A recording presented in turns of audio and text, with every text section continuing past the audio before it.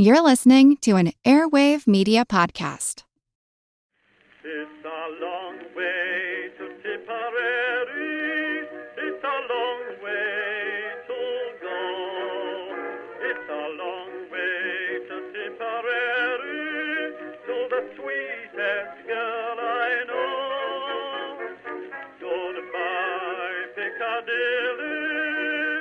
Farewell, Leicester Square. It's a long, long way to Tipperary, but my heart's right there.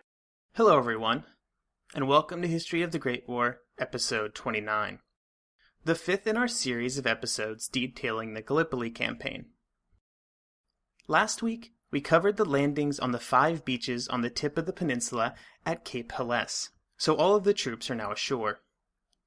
The Anzac troops from Australia and New Zealand now find themselves in a shallow beachhead at Anzac Cove. The 29th Division and the Royal Naval Division are ensconced in the trenches not too far from their landing beaches at Helles. None of the landings had really achieved their goals, so now they had to launch more attacks to try and get further inland. Today, we will discuss these attacks that began shortly after the landings and went throughout the entire summer. But first, we will talk a little bit about the fighting conditions that the troops had to endure while they were living and fighting on the peninsula. The fighting conditions at Gallipoli would go on to become one of the great legacies of the campaign. The flies, the heat, the diseases, the thirst, all of it is well documented in all histories of the campaign. It is quite important to remember these conditions when we talk about the battles and actions during the campaign, because while these men were asked to fight their enemies day in and day out for most of 1915, they also had to fight the environment. To put it simply, it was a nightmare. Lieutenant Patrick Duff of the Royal Field Artillery would have this to say about what had happened to the land just a few weeks after the landings. Quote, "You know the pictures in the papers of such and such place after German occupation? Well, this place was a perfect garden when we first came. Already, the ground is cut up into trenches, and the horses have stamped the grass away. Engineers have put long wooden troughs where the old walls stood before, and the trees are torn to pieces to make screens for guns. By the time fresh troops arrive behind us, it will be bare as rock." End quote. In this environment, much like on the Western Front, cover was scarce, and snipers ruled the battlefield between attacks. If anyone showed themselves above the trench, they were likely to be shot. This is a quote from Private Bertram Willis. Quote, "The snipers are a menace. They seem to be everywhere, and they are very clever at concealing themselves. The sun and flies are terrible, and one cannot obtain water to quench the thirst. The dead Turks in front and our own fellows lying at the back of us are beginning to smell." End quote. The slow drain of casualties was bad enough, but perhaps the biggest problem was that the men were prevented from burying the dead that lay between the lines. Gallipoli gets hot in the summer. Really hot. Really, really hot. And really hot temperatures and dead, unburied bodies are an incredibly bad mix. Captain Albert Muir of the 29th Division, quote, "One gets used to anything in war. But I think that the acrid, pungent odor of the unburied dead, which gets into your very mouth and down your tortured throat, and seems even to taint the taste of your food, is really the worst thing you have to face on active service. Before long you grow quite inured, if not indifferent even, to the sight of the unburied dead. But to the death smell no one can grow used or callous. Rot and decay and the stench of putrefaction are the supreme and final degradation of our flesh. And the uncontrolled nausea that the smell of the dead too long unburied must cause the living is not, I believe, solely a physical nausea.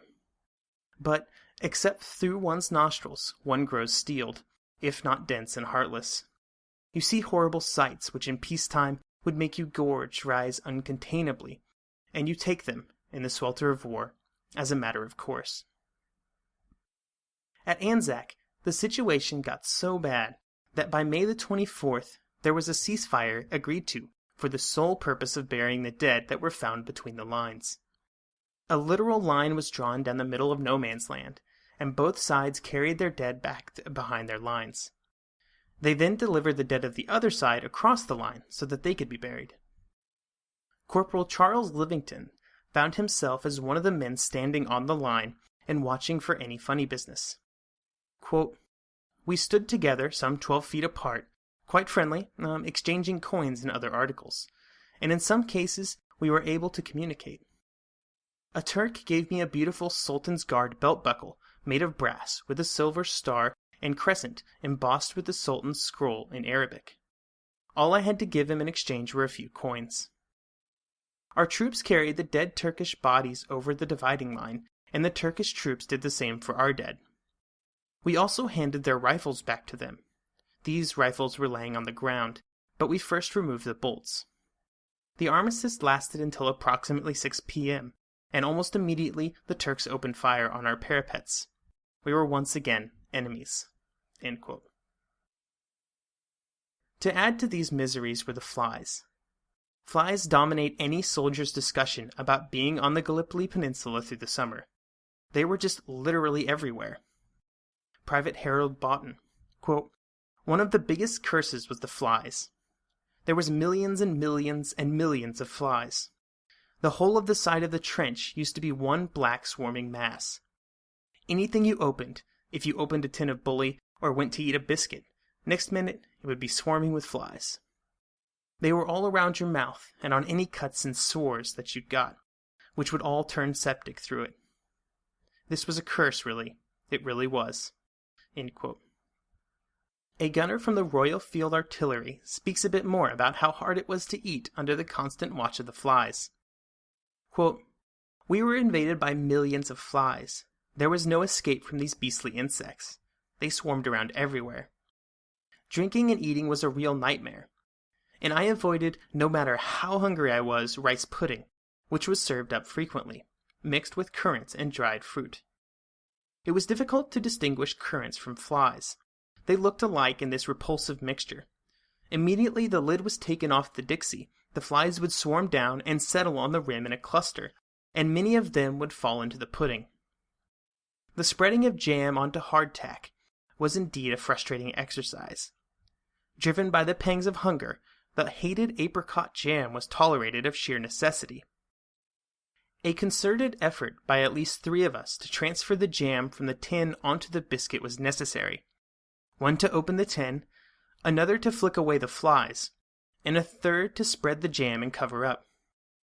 The ceilings of our bivouacs, a waterproof sheet, were black with flies crawling over each other and falling on top of us as we tried to rest." End quote. The corpses certainly didn't help the fly problem, and neither did the sanitation situation. There were open latrines all over the place, and even when they were covered, it often didn't stop the flies from finding a way in. With these masses of insects came disease, and a lot of it. Dysentery was near universal, paratyphoid nearly the same. Malaria had a habit of flaring up in any of the troops who had been in the Far East, and jaundice made an appearance as well. Will Cowley of the Army Service Corps would be one of the sufferers of dysentery and other diseases.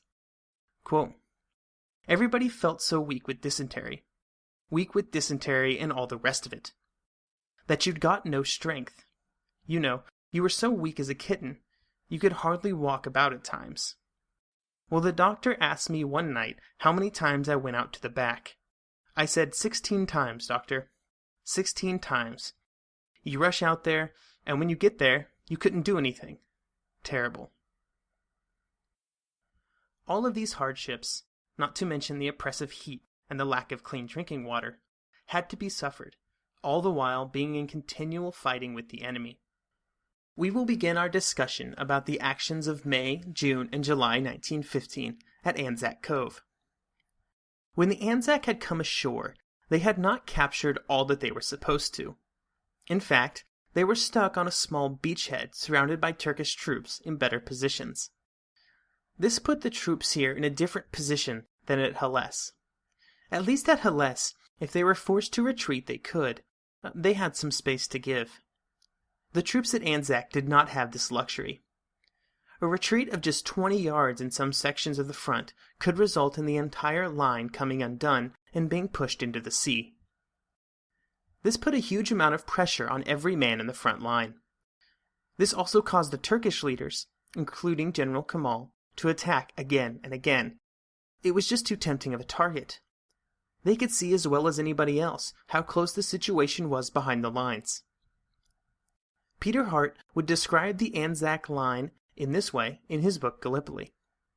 Quote, "The Anzac line started in the south at the sea, ran up Bolton's Hill, across the 400 plateau, all along the second ridge to Quinn's Post. There it petered out, with a gap covered by firepower rather than trenches. The line resumed on Pope's Hill, then, after another gap, on Russell's Top, where it faced the Turkish lines barring the neck and the route to Chunuk Bair. The line then progressed down the narrow Walker's Ridge to a series of small posts guarding the flank in the foothills by the sea to the north. Just 1,000 yards deep at maximum, only 2,500 yards long, and much less than a square mile in total. It was a severely cramped environment." End quote. At some points, the line was just a few feet apart. There are even reports that at times they were separated only by a line of sandbags. On both sides, the lines were becoming more and more solid, making any offensive action harder and harder. The makeshift entrenchments of the first few days were slowly being improved to be more permanent, and proper dugouts and strong points were being added along the line. Communication trenches were also dug to allow safer access to the front line. These communication trenches were important, mostly due to the sniper and artillery fire that was so prevalent. Since the depth of the area was so small for the Anzac troops, in the beginning, getting to the front line could be just as much of an adventure as being there. Very specific routes had to be taken to break up sight lines that the enemy shooters would try to use. Here is Captain Horace Veeney describing how to get to one part of the line. Quote, "To negotiate Monash Gully safely, one had to walk on alternate sides of it according to how the valley twisted and turned. Those who knew it could go up and down it comparatively safely by keeping under cover on one side until a twist in the gully exposed that side to the Turkish fire. It was then necessary to dart across the gully, a distance of some 10 to 20 yards, and gain shelter of the opposite bank." End quote. These types of tips and tricks is one of the big reasons that having really seasoned soldiers in the area was so useful when trying to launch attacks. As the lines became more static and the communication trenches were dug to protect moving to and from the front line, the wastage of men due to normal everyday fighting began to drop. The situation became just like on the Western Front. Here is Lieutenant Colonel William Malone of the New Zealand Brigade discussing his unit's entrenchments. Quote, "We have terraced the ground so that the troops in reserve are together instead of being dotted around in all sorts of holes. We have made roads to the top of the hill at the back so that we can counterattack. Fire positions have been fixed for the supporting troops, and in less than a minute we can sheet the hill crest with lead from 200 rifles, the men being side by side in lines under their NCOs and officers." End quote. Also, like their Western Front brethren, the men at Anzac began to dig tunnels. The Australians originally had a leg up on this practice due to the presence of the Australian 1st Field Company engineers, who were primarily miners back in Australia. Both sides, however, would eventually get in on the game of digging tunnels out towards the enemy lines. They would then pack them with explosives and explode them right before an attack to disorient the enemy and provide cover. Well, when one side is doing something like that, you have to then try and stop them, so both sides had listening posts so that they would know where the enemy was digging. Then sometimes 2 tunnels would run into each other, and they would be fighting underground, in the dark. Underground, in cramped tunnels. I'm not even claustrophobic, and it makes me want to go outside for a walk. The situation on the front caused at least one notable invention, that of the periscope rifle, which seems to be credited to a Lance Corporal William Beach. The periscope rifle was simply a gun with a mirror mounted on it that allowed a shooter to look up from the trench and down the sights of the gun without having to expose himself. Obviously, this was pretty cool, and it gave the Anzac troops a bit of an advantage, at least for a while. The first major attack by the British troops would be a night attack on May the 1st. Thankfully for the Anzac, they had recently been reinforced by 4 battalions of the Royal Naval Division. The Turkish attack was fierce, using a bunch of recently arrived reinforcements, and it would be one of the largest of the entire summer. But it would be stopped. By the end of this attack, there were 14,000 Turkish casualties since the landings, with the Anzac having suffered 10,000. After this attack, it would be a few weeks before another major effort was made, and during that time there was a set of small raids and patrols. Nothing huge, just keeping it lively, I guess. In the middle of May, the 2nd Turkish Division arrived on the scene, and it was very quickly used for another large night attack on May the 19th. The attack began at 3:30 in the morning, but the Anzac defenders knew it was coming due to intelligence and aerial observation. With this information, the attacks found themselves instantly assailed by a hail of steel in the form of infantry rifles, machine guns, and artillery fire. The attack was over just an hour and a half later, at 5 a.m. During this action, the Turkish troops suffered in the realm of 10,000 casualties, and the Australians had used almost 1,000,000 rifle and machine gun rounds. So that's a lot. Peter Hart would have this to say about the Anzac positions by the end of May. Quote, "The true situation was now clear to the Turks. While the Australians' positions looked weak, vulnerable to just a mighty effort to throw them into the sea, in fact, it had several inherent strengths that were not immediately obvious. It was almost impossible to cross a no-man's land, defended by alert infantry armed with bolt-action rifles and machine guns with artillery support, unless an artillery barrage was already suppressed their ability to open fire at the critical moment." End quote. This would be the last of the large-scale attacks by the Turkish army against Anzac. The Turkish tactics would change. Instead of launching large attacks, they would launch small attacks against specific targets in the line, like at the neck, which was a very popular target.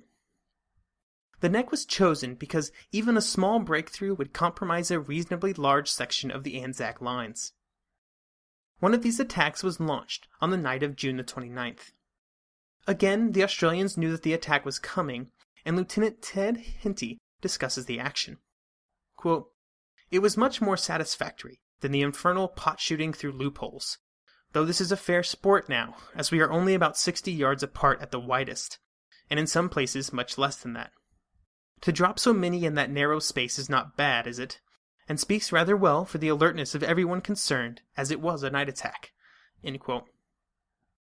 As July began, the Turkish attacks almost stopped, and for the rest of the summer, Anzac Cove would actually be a safe-ish place to be, or at least one that neither side was really concentrating on. The Anzac troops would remain stuck exactly where they were for several months, before the attacks in August were launched, which we will talk about next week. During the early summer of 1915, the real fight for Gallipoli was happening elsewhere, by the troops at Helles.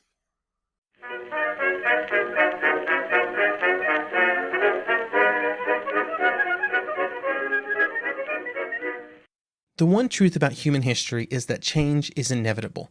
But the one thing that has never changed is that humans need food to survive. There are many ways to get that food, but one of the easiest ones is Factor. Factor delivers ready-to-eat meals right to your door. All you have to do is heat them up and dig in. In 2 minutes, you can be eating tasty keto or vegan options, or any of their 35 options that they have available every week. So you can choose maybe the cheesy garden herb chicken, maybe the Santa Fe green chili beef skillet, or perhaps the Caribbean spiced tofu. It is all delicious, and if you have a bit of a sweet tooth, Factor still has you covered with a wide range of snack and smoothie options. Chocolate mocha cheesecake, snickerdoodle macaroons. Any of that sound good? And don't worry, even the tasty stuff is dietitian approved. Head over to factormeals.com/GW50 and use code GW50 to get 50% off. That's code GW50 at factormeals.com/GW50 to get 50% off.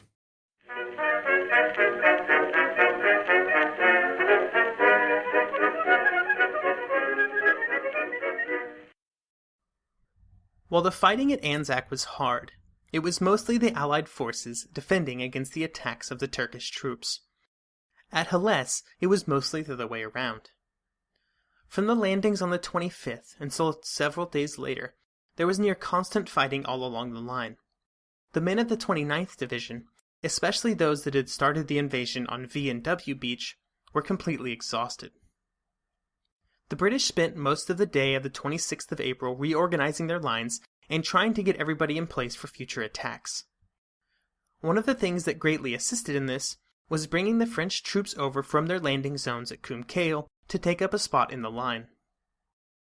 As these men were trying to get ashore, along with the last pieces of the 29th, and all of the supplies to keep thousands of men supplied while raging war, it is no exaggeration to say that there was a massive traffic jam on the landing beaches. After all, there's a reason ports exist. It just isn't as efficient to land large amounts of cargo on beaches without the proper facilities. The French, when they had gotten ashore, took their position on the far right of the line, which was just fine, except for one fact. They were being constantly bombarded by the batteries on the Asiatic coast. You know, those things that they were sent to occupy while the 29th Division landed? That they then shortly left after the landings? I'm sure the men of the French division did not fail to see the irony. On the 26th, these French troops were able to capture the castle of Sed al-Bahr, and on the 27th, what would come to be known as the First Battle of Krithia began. This would be by far the easiest of the 3 battles of Krithia over the course of the campaign, because the Turkish reinforcements hadn't arrived in enough force to really put up a strong resistance. The Turkish leaders saw the writing on the wall and retreated further up the peninsula. This allowed them to gain a bit of breather before another attack, and it allowed them to consolidate their positions.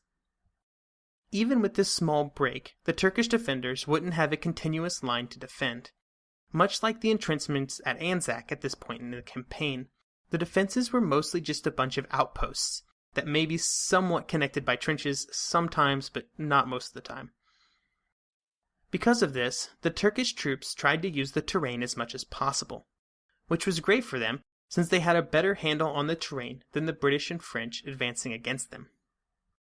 General Hunter Weston, commander of the 29th, planned for a large attack on the 28th of April, aiming for the village of Krithia, what the battle is named after. It is important to note how much the British objectives had already shrunk. Instead of aiming for the real campaign goal of Akibaba, he was aiming for this village that was far closer to the line. It would only be an advance of about a mile, and it would require a wheeling maneuver that required careful planning steps so that everybody turned at exactly the right time. Many of the units involved didn't get the orders in time, or misunderstood exactly what they were supposed to do, so when the attack started, even though they made pretty good initial progress, they soon started to sort of turn too soon or turn too late, or turn too much or not enough, which meant that along the line that was supposed to be continuous, there was gaps as units started to lose touch with the units on their left and right. Couple this with the fact that the terrain was, as ever, difficult, and you end up with an advance that quickly found itself at a standstill.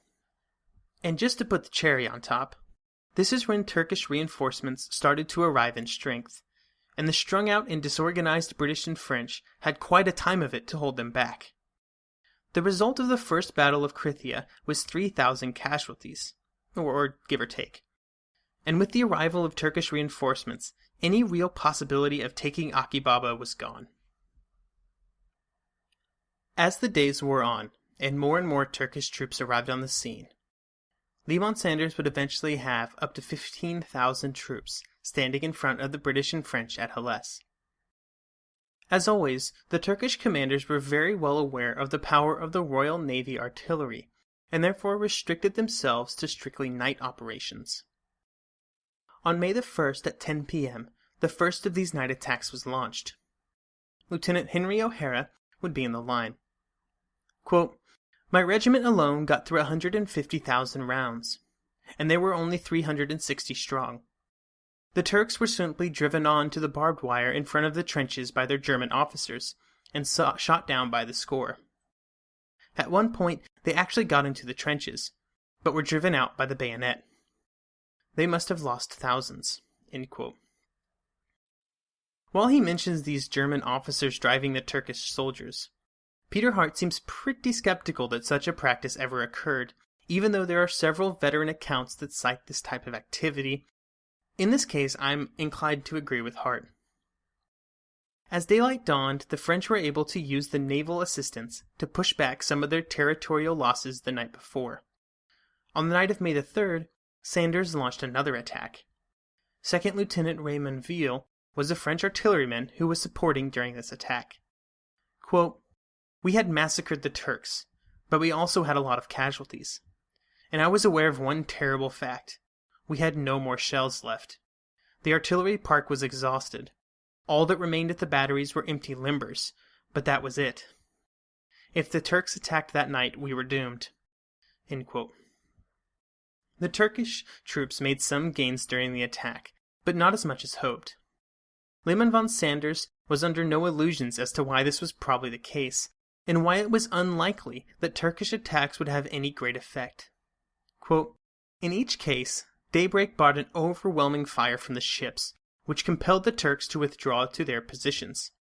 Only a part of the captured machine guns could be carried off. Painful as it was for me, I now had to give orders to abstain from further attacks on the Sed el Bahr front, and to remain on the defensive." Because of these facts, the Turkish generals were committed to stand on the defensive in the area, and to let the British attack them while resisting every square foot of territory lost. The British would find themselves on the attack for the Second Battle of Krithia, which would be launched on May the 6th. This was done after parts of the 42nd Division arrived from Egypt, but not all of it. It was hoped that more would be present, but Hamilton didn't want to wait any longer than he absolutely had to. Instead, the New Zealand and 2nd Australian Brigades were brought over from Anzac to participate in the attacks. The plan would be very similar to that of the first battle, with the French attacking and the British line wheeling to their right in an attempt to take Krithia. It was very important for the French to advance, or the rest of the line wouldn't be able to move properly. The bombardment began a little after 10:30 on the 6th, and 1 hour later the infantry began to advance. The French were immediately subjected to heavy fire, and made almost no gains. The British made even less.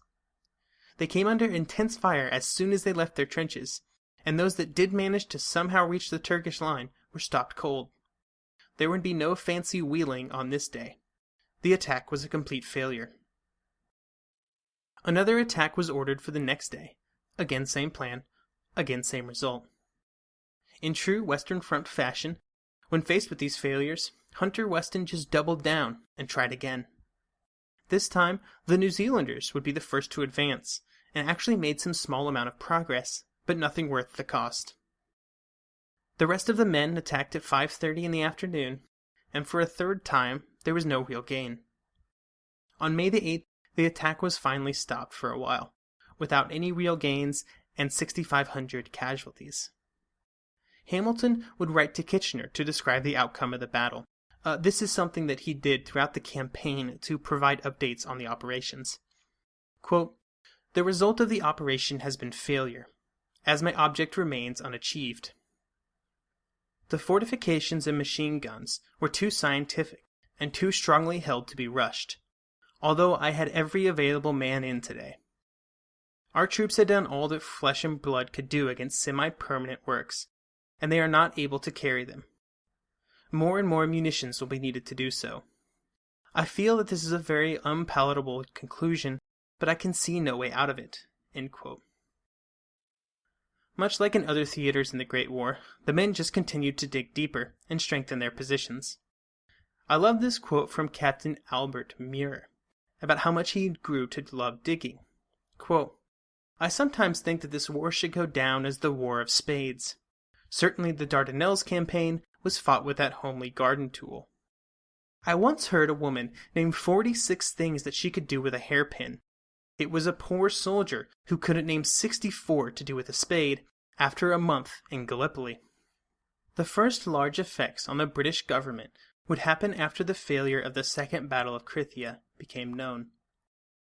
The War Council met on May the 14th to discuss the campaign, and Kitchener, in what would become a familiar refrain, was against the idea of evacuating the troops, fearing the loss of prestige. Instead, the committee asked Hamilton how many troops he thought he would need to complete his objectives. Hamilton did a bit of back-of-the-napkin math and came up with the answer of 3 divisions, in addition to the 52nd Division, which was already on its way. It took him 3 days to respond to this request for more troops, and in that time everything had changed. The Liberal government had fallen in London, and was replaced by a coalition government that was still led by Asquith. There were a ton of reasons for this that we'll go into on a later date, but the result was that some of the previously outspoken voices in the government were now gone, Winston Churchill first among them. The new government was formed on May the 25th, but the War Council, now called the Dardanelles Committee, wouldn't meet until June the 7th. What this meant for Hamilton is that all he would have in the form of new troops for the foreseeable future were the 52nd Division, which was already on its way to Gallipoli. Given the situation, the lack of the reinforcements he thought he would need, and the Turkish strength, Hamilton decided to do something. Can anybody guess what it would be? Anyone? Anyone? Yep. Another attack. If at first you don't succeed, I guess. This attack was planned to occur before the 52nd Division even arrived, and again, it was because that it was obvious that every day that passed resulted in a stronger defense on the Turkish side. What it would mean, though, was that the two forces were roughly equal in strength, when on June the 4th, the Third Battle of Krithia began. This one had much less lofty goals than the first 2 battles, with the goal being the capture of just 800 yards of the Turkish lines, before the troops would dig in and wait for counterattacks.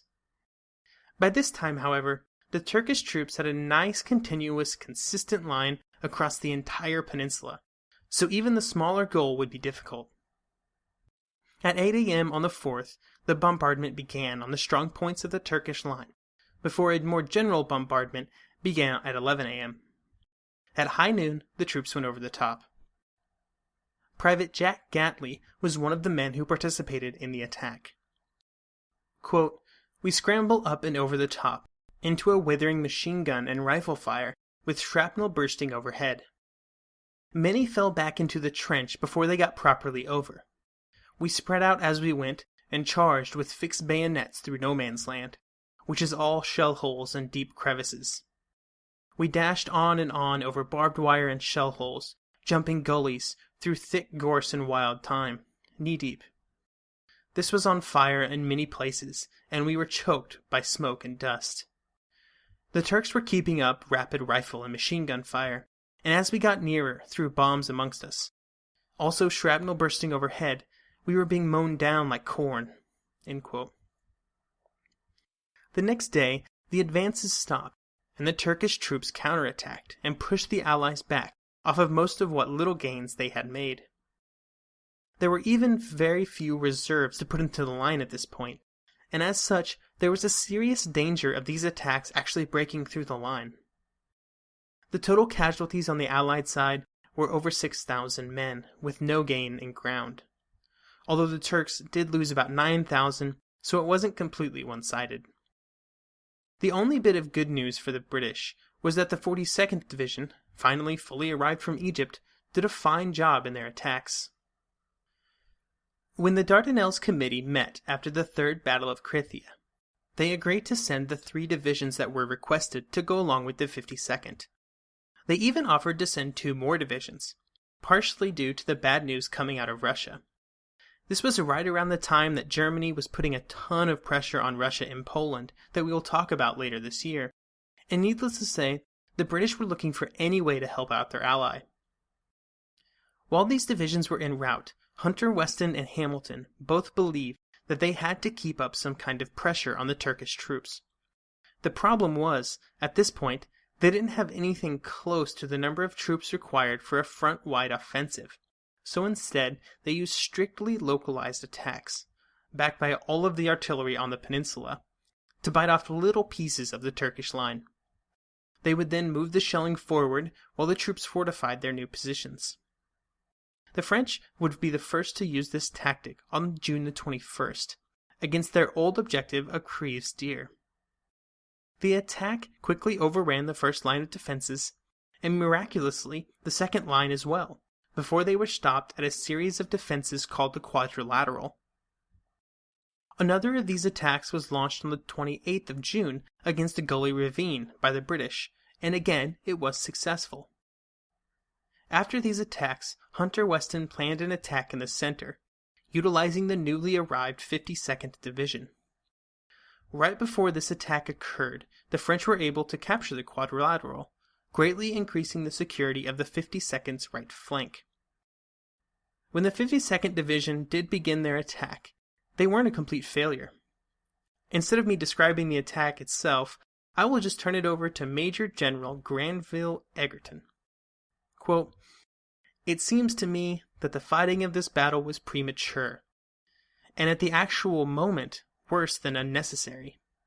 I submit that it was cruel and wasteful. The troops on the peninsula were tired and worn out.